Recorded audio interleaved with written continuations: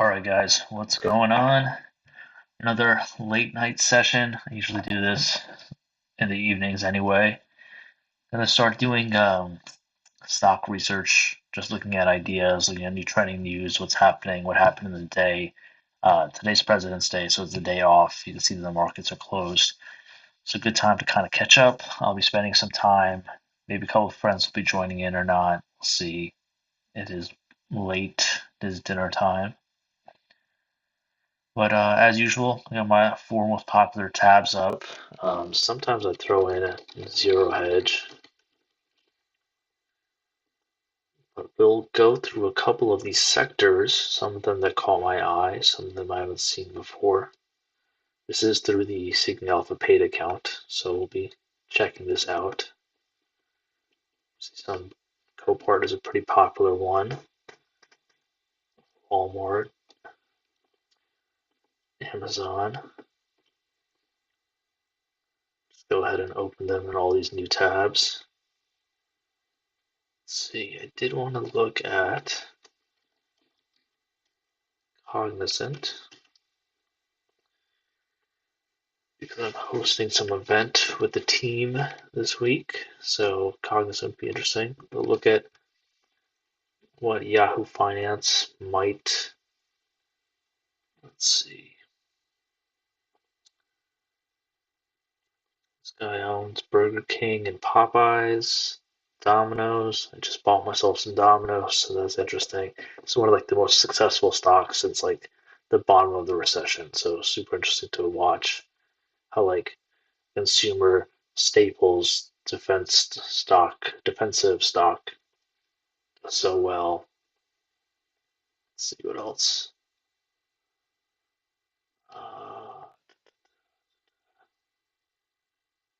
I don't know any of these losers. It might just be losers. I think Galaxy did a deal. Some stuff went on with the crypto markets today. So there was probably, what was the update in the crypto? Well, ETH Denver is happening this week. Some friends have asked me if I'm going. I can't, but it's super cool to check it out. If you haven't been yet, it's definitely worth your time. There are a lot of builders. If you're part of the ETH network, you definitely want to be part of the ETH Global Circular. So you can be like, all right, what's happening in, let's see what's happening. ETH Denver has it's like a 5-6 day event. So it's pretty interesting to see what's happening in the build-a-thon, hackathons, the festivals. These are when all the new apps get released. And this is a pretty big week. This ETH Denver has probably been going on for maybe 2014 when it was launched, or maybe 2015. So Vitalik and all the founders and dev teams and everybody's going to kind of be there. It's pretty exciting. I've been to ETH Global New York. I've gone to ETH Miami, a couple other things. This workshop, such a great spot. So this year is not a really big, uh, what is it? It's not very momentum driven, meaning there's not a lot of people that in the hype cycle. So a lot of just builders will be there. One guy who's got a big, large recruiting business, training business, he's going to be there. Let's see. Food trucks are crazy if you haven't been yet. Press Lounge is good. Let's see. Oh, this is different. Free childcare. That's cool. Live stream presentations are great. My buddy Jay presented last year. Spork Dow is the host for Denver. I don't know why they do it in Denver, but Denver is a pretty cool city. If you haven't been yet, I definitely recommend checking out the hackathons and the meetups because now you get to meet all of the developers in these areas. So that's probably worth the most of your time. It has highest ROI given the fact that there's so many things being developed.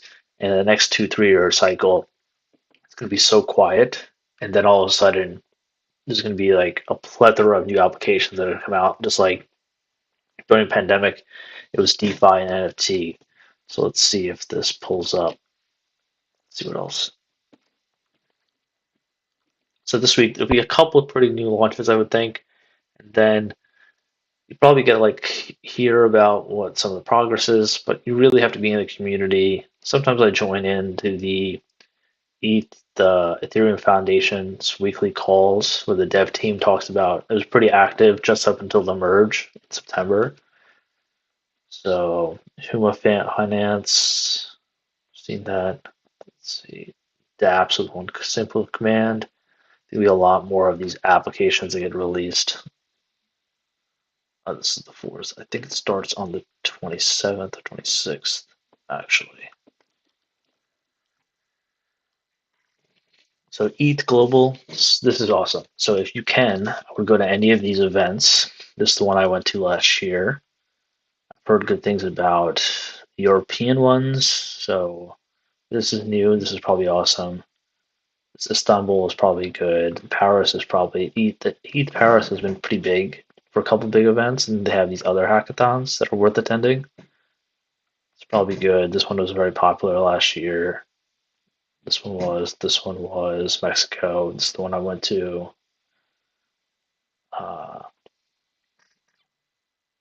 See, they're all great. So I recommend that.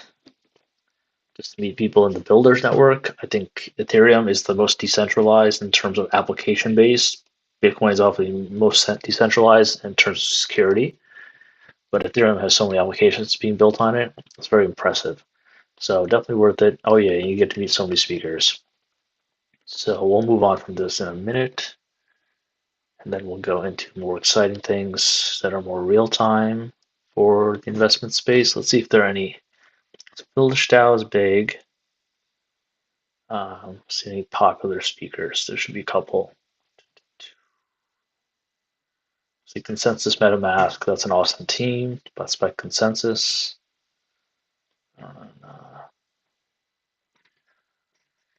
It'll be pretty interesting to see how these DAOs go. So software engineer from Coinbase. This will probably pop. Polygon's CK. This will be interesting because Binance has a couple updates. I know Moonbirds by Proof just canceled their conference, so that was not a positive thing.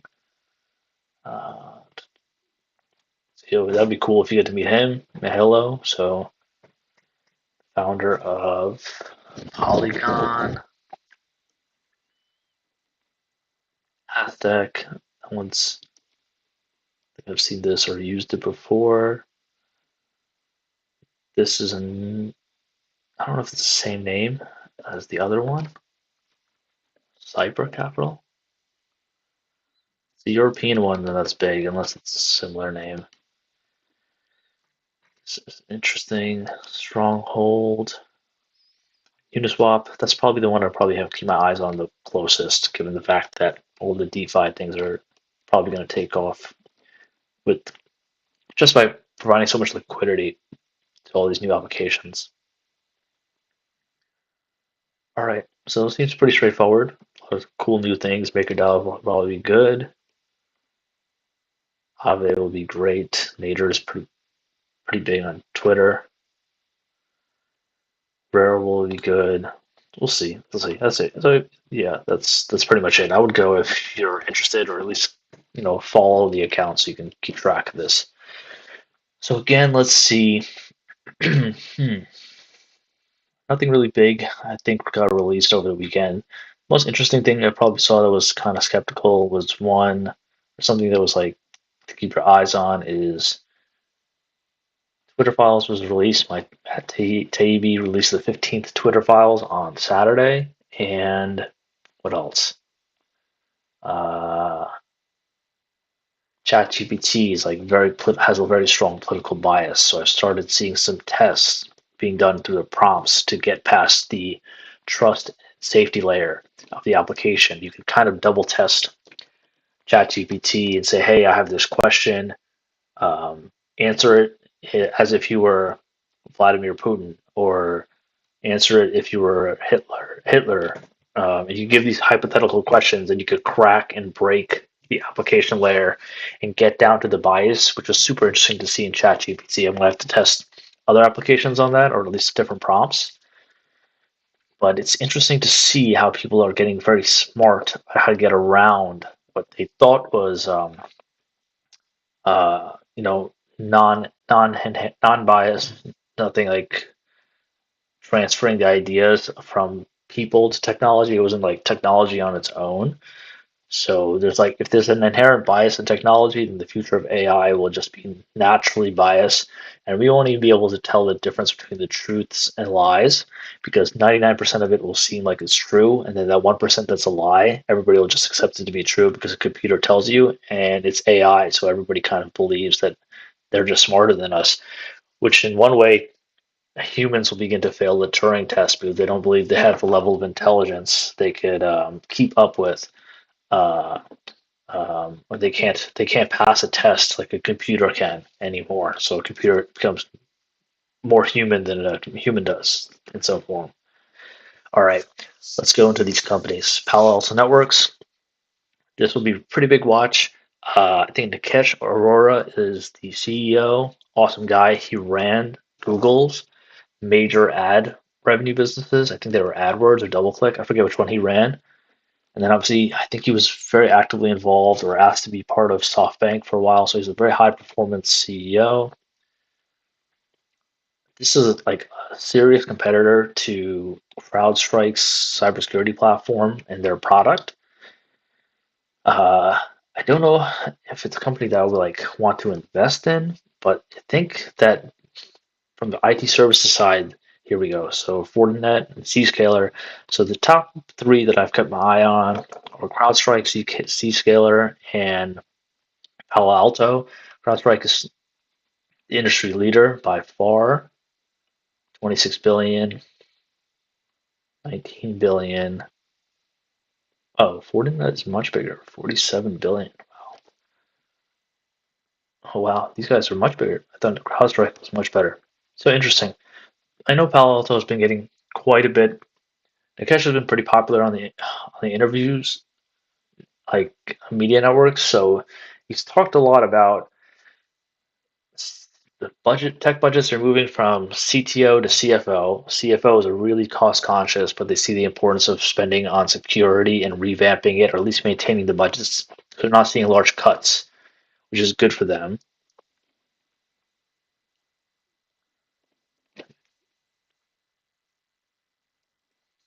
I always think Home Depot is super interesting because it's basically owns the entire home improvement industry. Nobody else comes close when it comes to retail industry sales.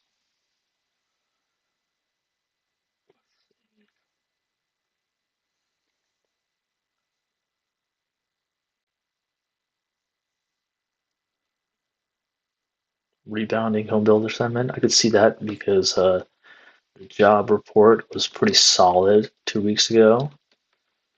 I don't think there's actually a problem in the labor market. I think it looks pretty tight from what I've seen, and people are still spending money quite often and a lot. Yeah, indicators are strong. This is interesting because this is a behemoth. It's actually one of the books that I've been wanting to read by Ken Langone. I love capitalism, and then obviously the team. I think Bernie and Marcus. I forget both founders' names. Home Depot's got an awesome story. It's kind of like the Shoe Dog, Phil Knight type of thing. 2% dividend. Yeah, these guys are probably going to do fine. They've been crushing it for years. Going to some numbers soon, so we'll break down some financials. Damn, look at this 4x, 10 years. Crushing it. One of those companies like you never want to sell 30 times your money over 30 years. It's just like a Buffett, Berkshire Hathaway type of returns. Now, Copart is a new company that I came across. Super interesting business model. They have a book that a friend recommended to me, From Junk to Gold or something like that. There are actual people. This is like one of the most profitable auto auction websites in the world. They obviously crushed it because it's a marketplace that does auctioning. They they do such a great job with their margins. You can see this. If revenue was 956, net income was 300 million, which is an unbelievable margin, and gross profits are increasing 5.7%. That's awesome. Good for these guys. So many more things to come out on here. I have to imagine this is a company right now that probably bids uh, quite quite a bit with what's the company's name? Um, carsandbids.com. That's by Doug DeMuro on what's it from YouTube. He's got the greatest finance channel that I've seen for cars. Super cool. Let's see.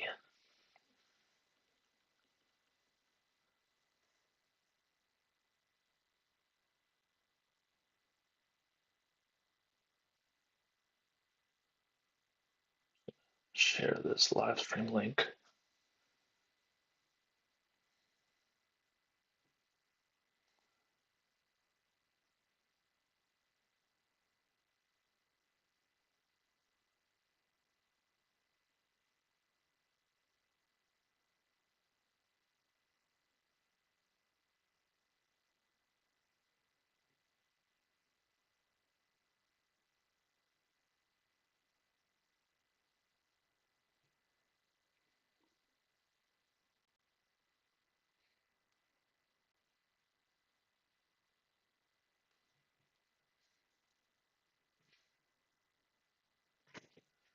Okay.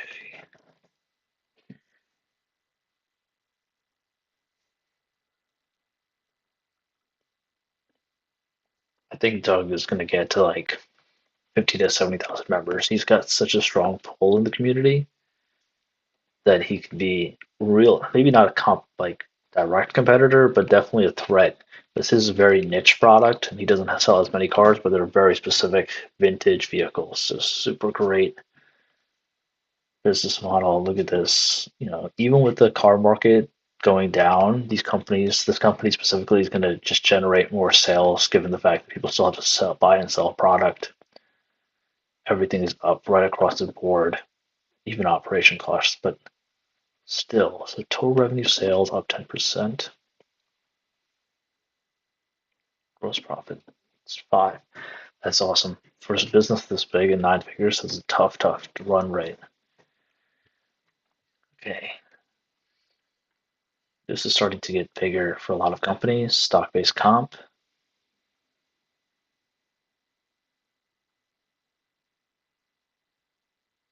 Okay, not bad. Wow. Just like hoarding cash. 1.6 billion.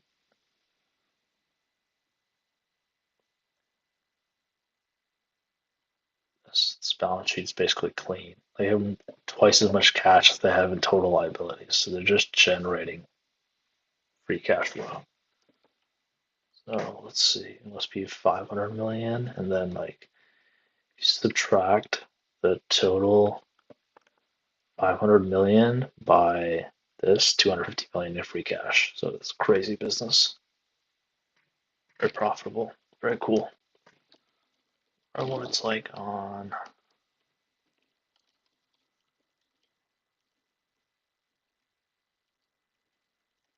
Find out.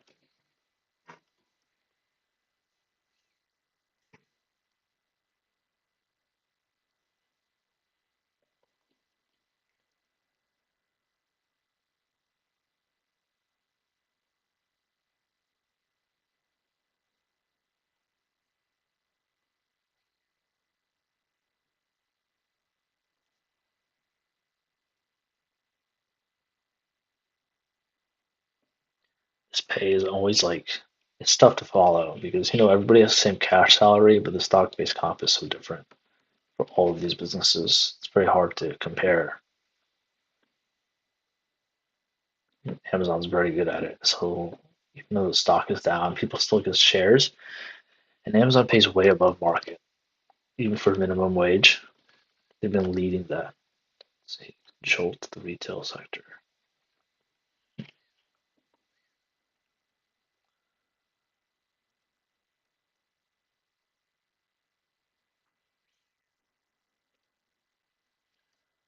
Interesting one because Walmart has so much pull. in the consumer market. They basically tell you everything that's going on. Let's see, look at Domino's, like mentioned before.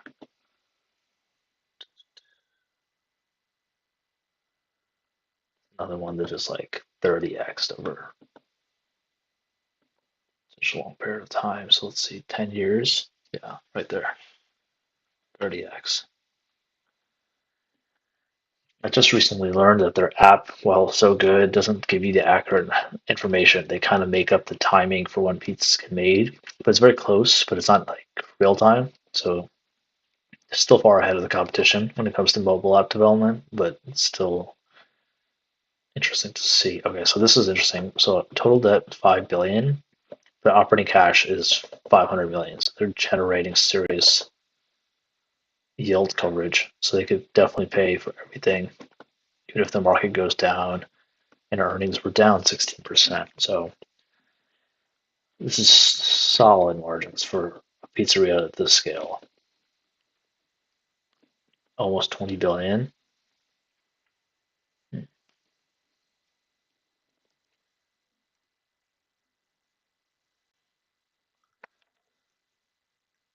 I don't think these layoffs are spreading as much as they think. I think this is just the media trying to get people to read articles. This was interesting. I read this article in the morning. $200 million home.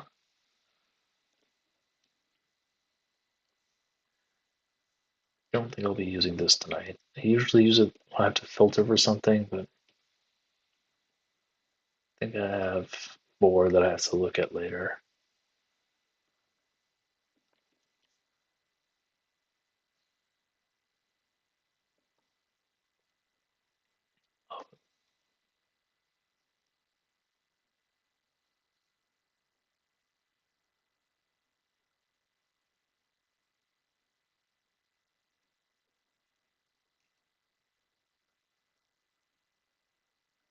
This is a solid business right here. Verisk Analytics. That is a free cash flow machine. They do the insurance risk software for all the top insurers in the world. We go into these soon. Cognizant.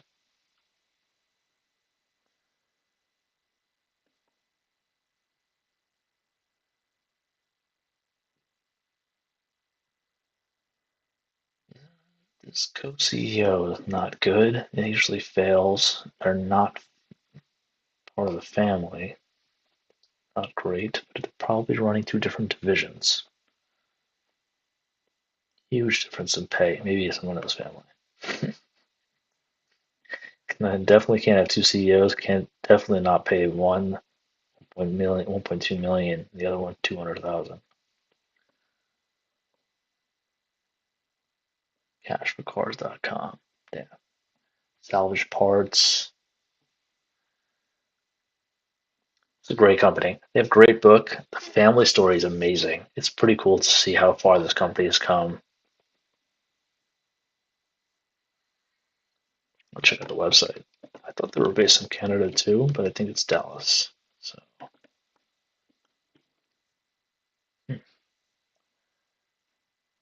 this is crazy. It's so crazy to look at a website and say this company makes like $3 billion a year in sales or something.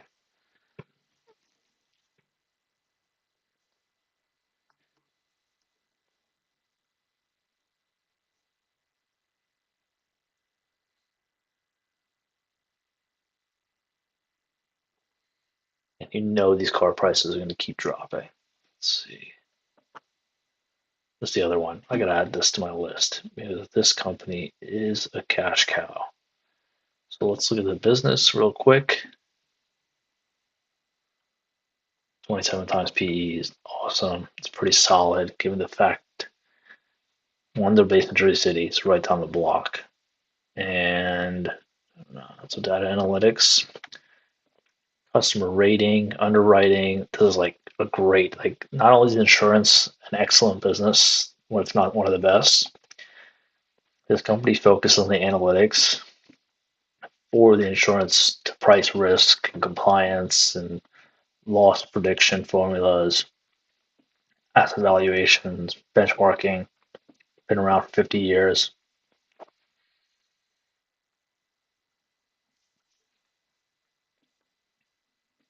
Solid. Let's see. I don't think, no, Buffett owns VeriSign. It's like the domain broker.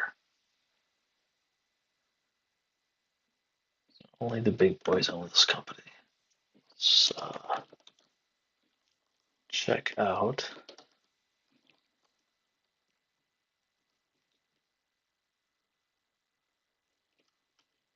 Let's see what Alpha has. All right. That's great. One, this is so easy to, you'll have to add this to the list to maybe break down later. That Verisk Analytics is a pure play stock in the insurance industry. It's a power play because they margins probably increase over time because the industry will get bigger and they'll just generate these economies of scale. It's a analytics business, so it's great, very simple, just people run. So high expensive labor, but that's fine. Let's see what else. So property insurance, life insurance,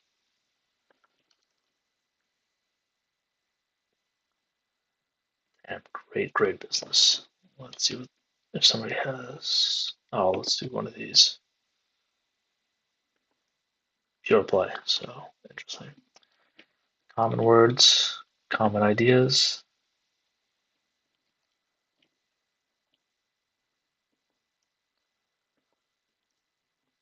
Hmm.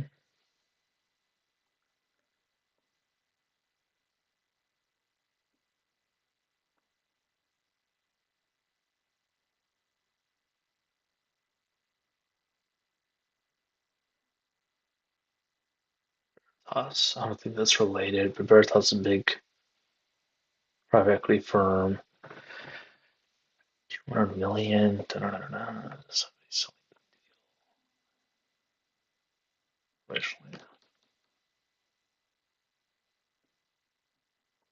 Margin expansion, 3 to 5% right there.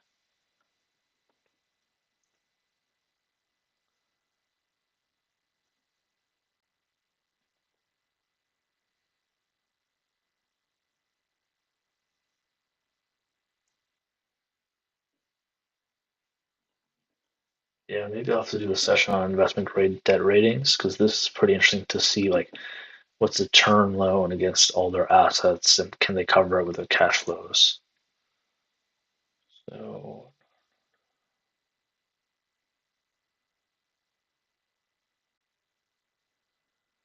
I've never heard of this account before, but they probably do a shit ton of company stock analyses. So whatever.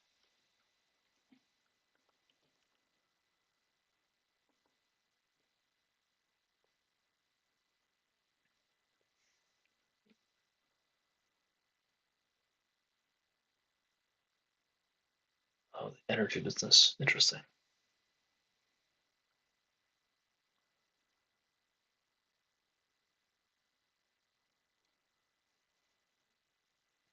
80%.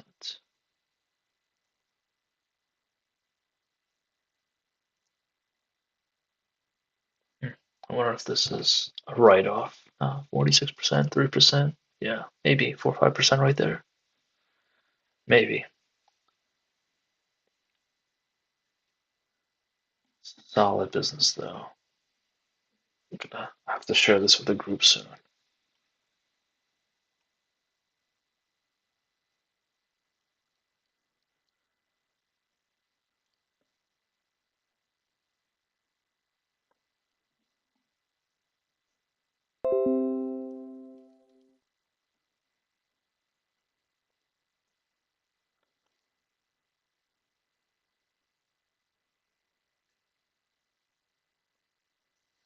This is where we'll see the real returns. All right. So even look at this. This is crazy. So almost a billion in cash flow, so operating, and then 700 million. So this is a 75% conversion rate. It's very profitable with a very lean business model.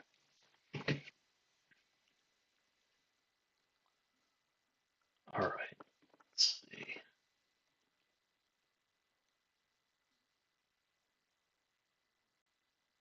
Let me get back to that. So 14.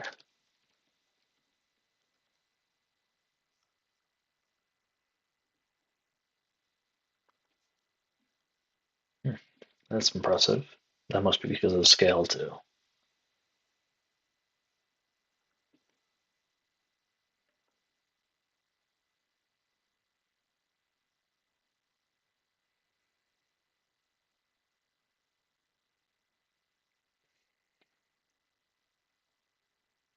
What was that? Page 14. Okay.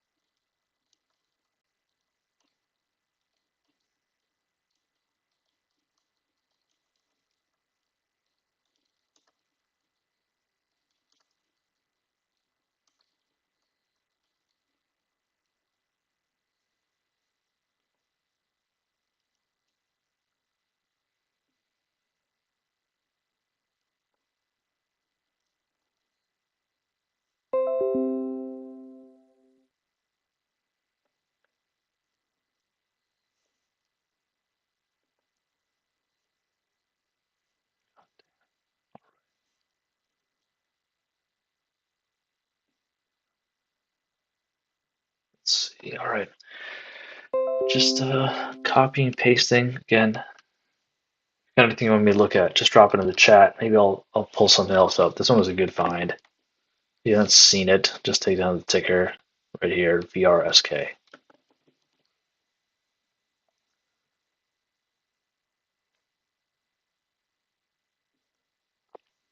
Pure Play Insurance Company.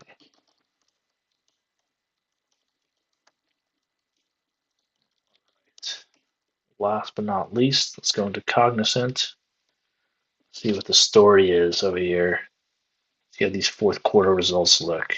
All right. So up 1%.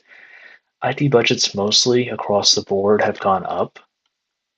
All the CTOs and CFOs are increasing their spend. So operating margins looks like it dropped. Even the free cash. So maybe they had to increase spend and revenues are either flat or maybe here they're showing growth by 1%, but 4% with currency changes. Not a really big change. Margins are fine, so that's stable. And this is full year. So full year, they're actually pretty flat across the board. 2.2, yeah, straight across.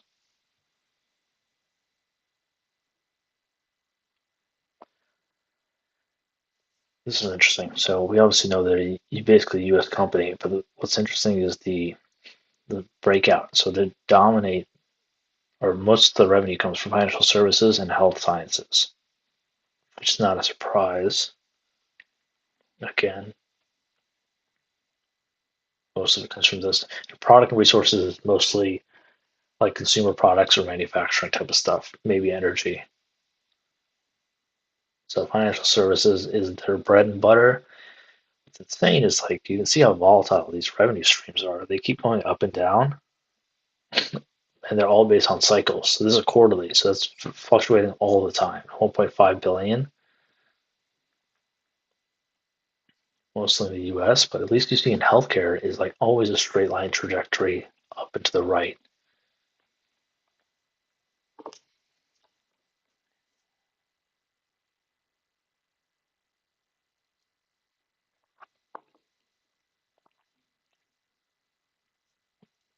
This is good. This is positive too. So only finance has been pretty cyclical. Media is not very profitable, or they can't scale. The spending is way lower than you would think.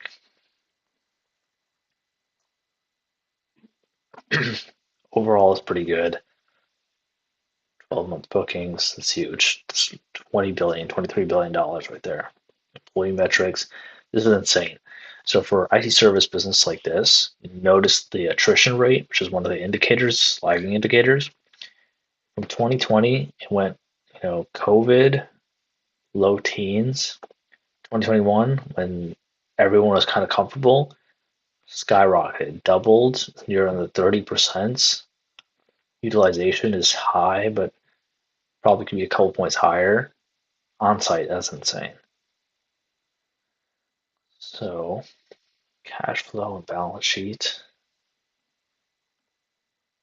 is still good. Not as good as Verisk analytics, but like still pretty solid. And a lot of cash, and they're repurchasing. And I've noticed all these Accenture's crushing it with acquisitions.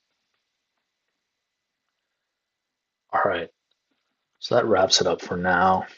Go into more details or I'll find more stuff in this area, but I wanted to do this today. Just start getting to the rhythm, find more businesses like this or find new ideas like Verisk, and then go into other ones that are in the tech space and, find different ideas. So 14 times PE is pretty solid with a 1.6 and solid growth. So good stuff. I'll see you guys soon, and more to come on the recorded videos and everything else I got planned. So a lot more coming this quarter, this month, this year.